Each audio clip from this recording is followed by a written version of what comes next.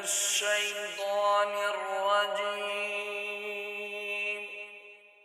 بسم الله الرحمن الرحيم.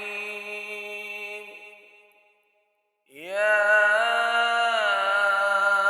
أيها المزمل قم الليل إلا قليلا نصفه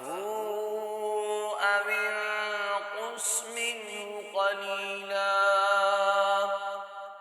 أو زد عليه ورتل القرآن ترتيلا إنا سنلقي عليك قولا ثقيلا إن ناشئة الليل هي أشد وطئا وأقوم قيلا إن لك في النهار سبحا طويلا واذكر اسم ربك وتبتل إليه تبتيلا رب المشرق والمغرب لا إله إلا هو فاتخذه وكيلا واصبر على ما يقولون واهجرهم هجرا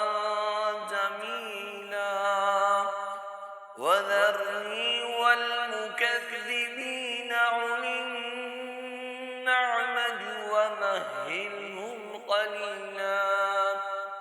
إن لدينا أنكالا وجحيما وطعاما ذا غصة وعذابا أليما يوم ترجف الأرض والجبال وكانت الجبال كثيبا مهيلا إنا أرسلنا إليكم رسولا شاهدا عليكم كما أرسلنا إلى فرعون رسولا فعصى فرعون الرسول فأخذناه أخذا وبيلا فكيف تتقون إن كفرتم يوما يجعل الولدان شيبا السماء منفطر